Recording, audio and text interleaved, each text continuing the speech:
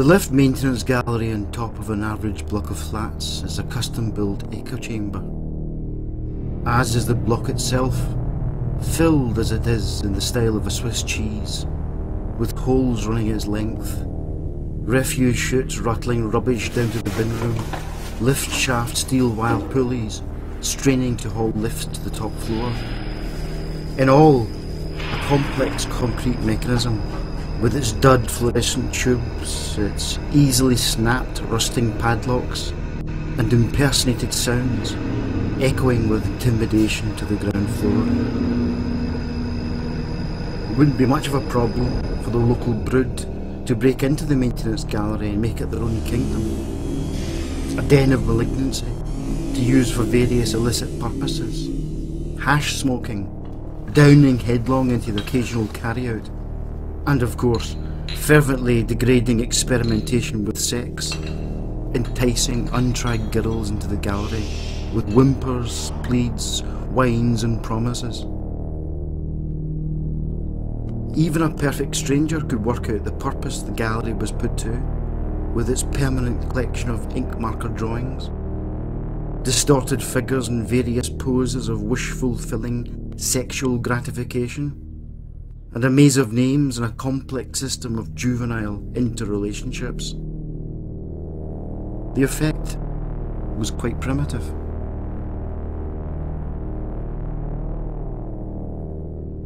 This was an area of the flats that no one was ever meant to be in, and subsequently it had never benefited from the sporadic bursts of painting by the council work crews. This left a fascinating history of the flats since the lift gallery was first discovered in the early 60s, when the flats were built and the first families moved in, and the brood first explored their new homelands.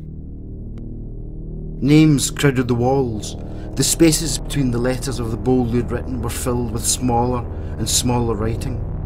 Darker colours covered the lighter, which in turn were covered with darker, covering every part of the walls in a catalogue of the constantly changing progeny, stretching back for more than 30 years. If you were there and bothered to notice, you couldn't help but be moved by their stubborn power. Once inside, the door hatch leading to the gallery could be blocked, making entrance from the outside almost impossible. But on leaving the hatch, it could only be shut over, risking the sovereignty of this homeland. It was by this unlocked hatch that the stranger, a woman, gained entrance to the top of the tower. She saw and recognised the drawings and names and added her name to the rest.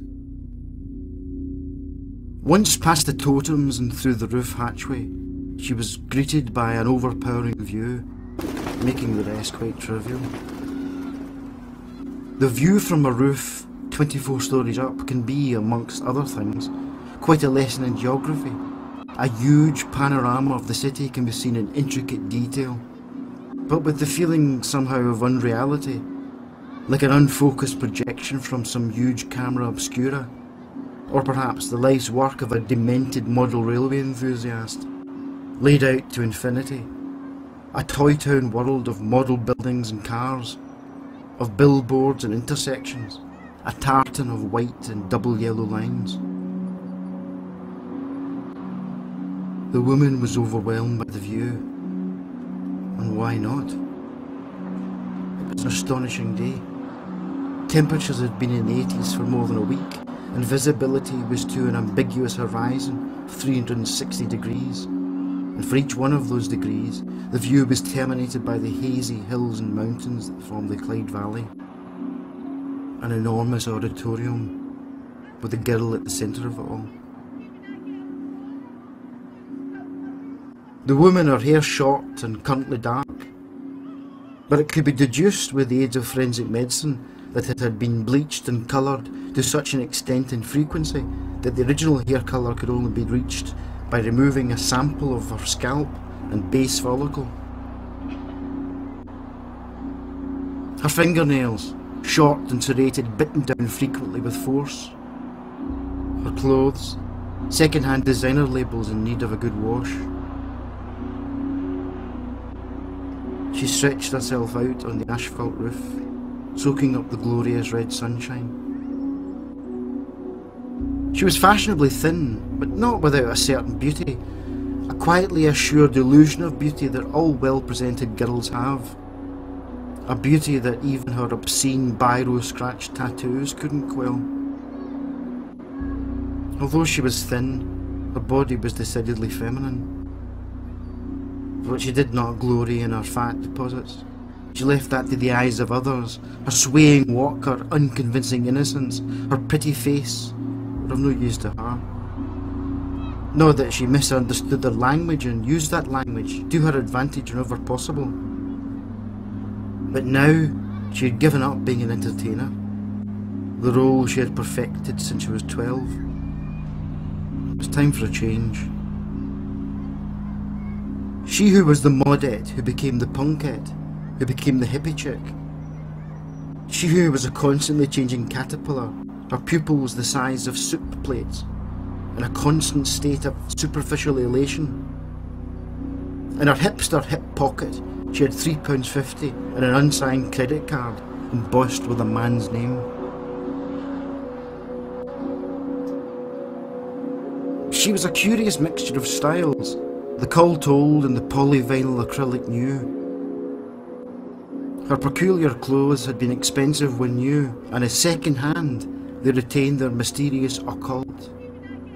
They were the amulet she wore against the evils of the world. It was 10 in the morning.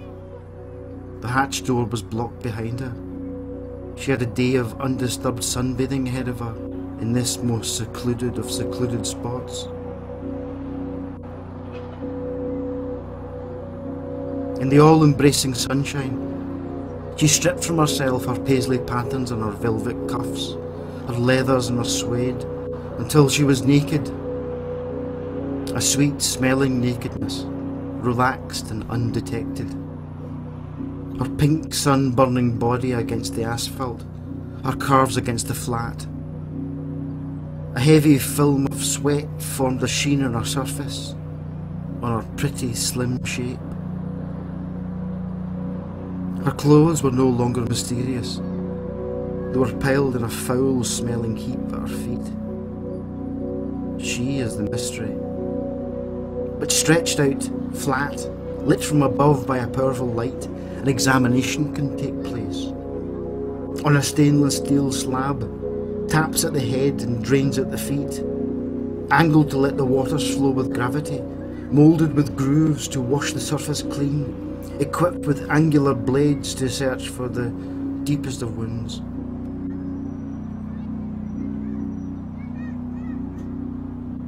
Stretched out in the penetrating light, she dreamt an old dream.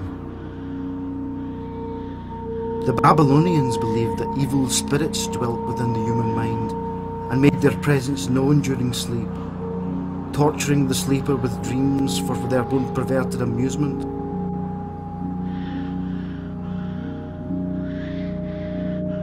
She was pulled from her sleep by the sound of brakes squealing to a halt, down on the ground far below. It was the sound as near to panic as a scream. The sound came from a car, an unmarked police car. It had crawled the curb behind, following and intimidating an obvious stoner. Following him for the stretch of a short but wide and open road. The stoner was younger than the woman. He wore the uniform of the habitual dope smoker, faded jeans, heavy metal t-shirt, and had the glazed expression of the self-medicated. He was being pulled along by a relaxed-looking dog, but the stoner was obviously in a state of acute paranoia, regularly glancing round to see that the police were inevitably still following. Inside, the detectives laughed with cruel amusement. They had joined the police force directly from 6 years with the Royal Highland Fusiliers, common practice with the Scottish Regiment. "What do you think?" said the first detective. "Oh, very probable," said the second. The stoner's bottle bursts and he breaks into a run. The unmarked car accelerates and catches him in an easy, swerving, squealing swoop. The noise created is enough to wake anyone from the deepest of sleeps or the most enigmatic of dreams. The passenger door swings open and an arm pulls the stoner inside the car, leaving the dog to whine at the curbside. Inside, the stoner's pockets are emptied in a second, and with nothing being found on him, something is found to be found on him. "Dope, eh?" said the first. "Where'd you pick this up from?"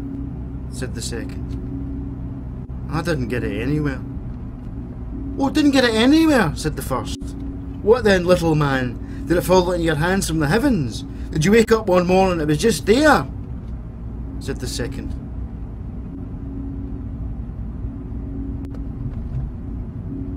"You put it on me." "Oh, we put it on you," said the first. "It's a plot, is it? Millions of people get together every night to plan things just to fuck you up with your little shite," said the first. "We can get you put away for things like that, son," said the second. "Pair of dicks," said the stoner. The second detective laughs coolly and begins to play a game involving two players and a ball. The car stops back when it started, completing a full circle around the base of the block. The car door opens. "Get out of here," said the second detective.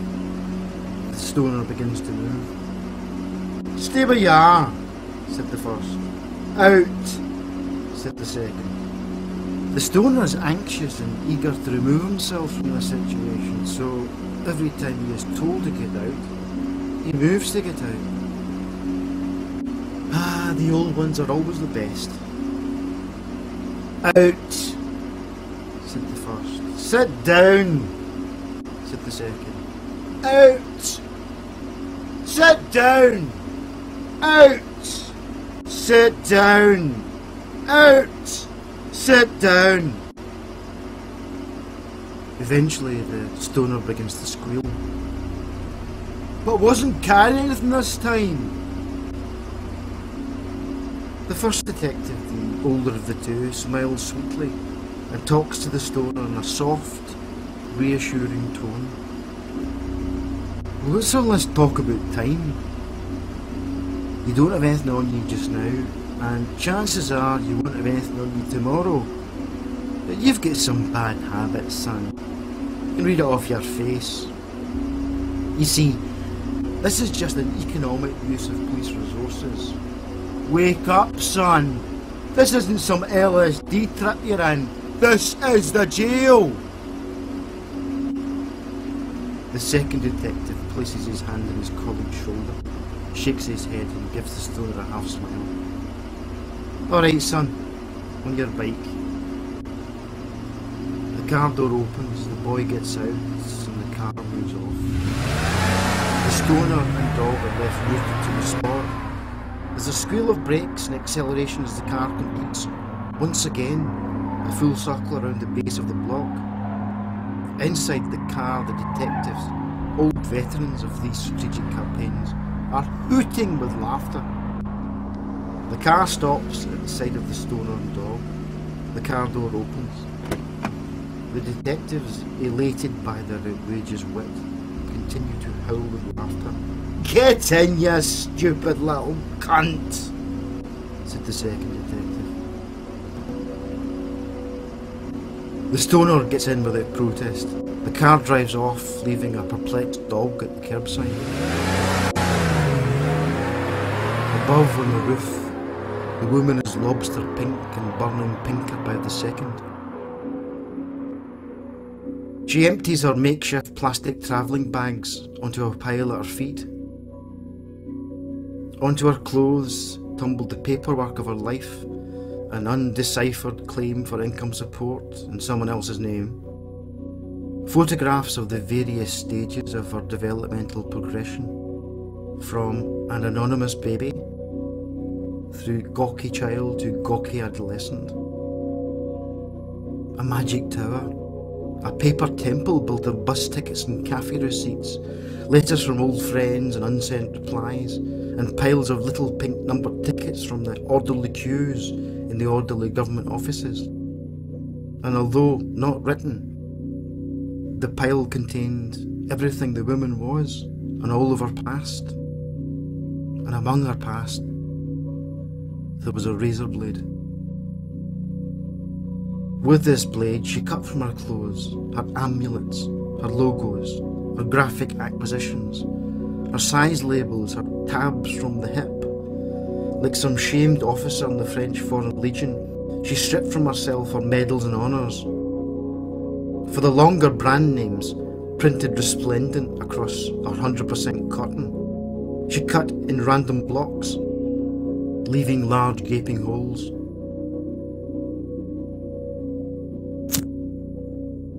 Her tarnished Zippo lighter put fire to her past, bit by bit.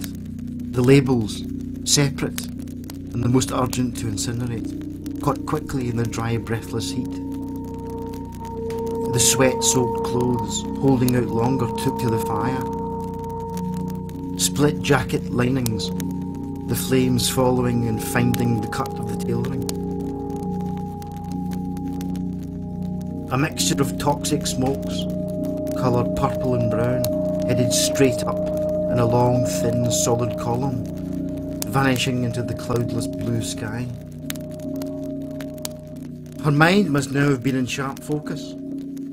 There was no turning back now, even if she wanted to. The last thing to burn was the plastic bag, gasping and bellowing blue-green smoke, burning plastic, burning paper, burning thoughts. Mine is a staunch position, an embalmed tradition. I lie so well, sometimes I even fool myself. I'm a self-made woman, a woman-made self, a cog in my own machine.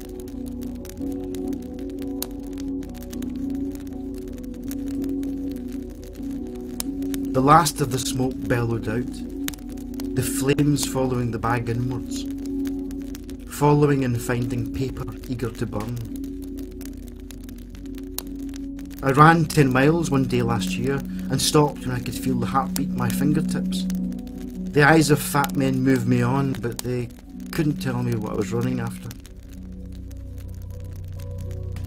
The flames died slowly in the heat. The naked woman, suddenly saddened, looks hard into the smouldering pile. Soon all there will be left is a small patch of dark grey ash. She flicked through her well-thumbed mind for something to touch, something from her past that she could wear, a fig leaf to cover her nakedness, a bandage for her wounds. She searched through the fleeting glimpses of Saturday mornings, of Christmas dinners, of tongues on her tongue, the hands of the boy she brought to her house that Sunday when it was empty for the day, her parents gone too long, hopes they had been killed. The feelings rising, his hands, young face, burning eyes. But there was no mystery. Young, but they both knew. It was just another pair of burning eyes.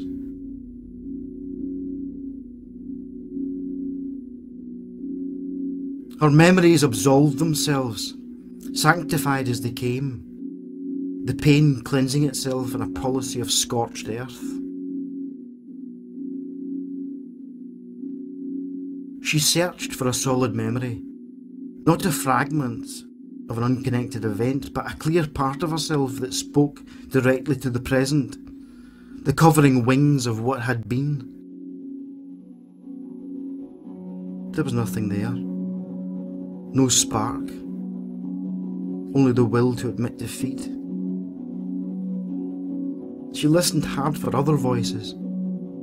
Her father said, "Don't respect other people too much. Always talk to them as though it's a happy and unusual event when they get to eat any meat." Well, no, this wasn't any use. Her guardian angel said, "Come up and see me anytime, but telephone first."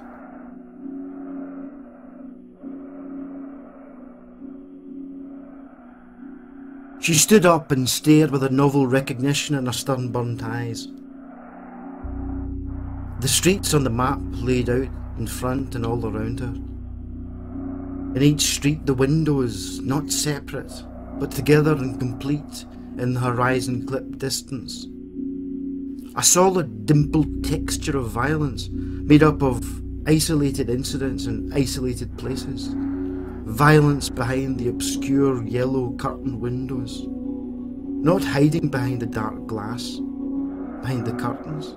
Behind the curtains is where it's always been. Held out in hands. Magnificent hands. Hands that talk in caresses. Hands that punch and slap when drunk. Stroking hands. Fingertips taut and erogenous. Hands to collect devotions with. Another person's hands. The woman has at last achieved the distance she desired. Her desire. The desire of the overheard voices, the passing voices, the gasp, the passing eyes looking up and following the trails of purple and brown smoke, disappearing into the cloudless sky, the dazzling sky. Her distance was rarely achieved and never kept. She flew out, her arms reckless and reeling.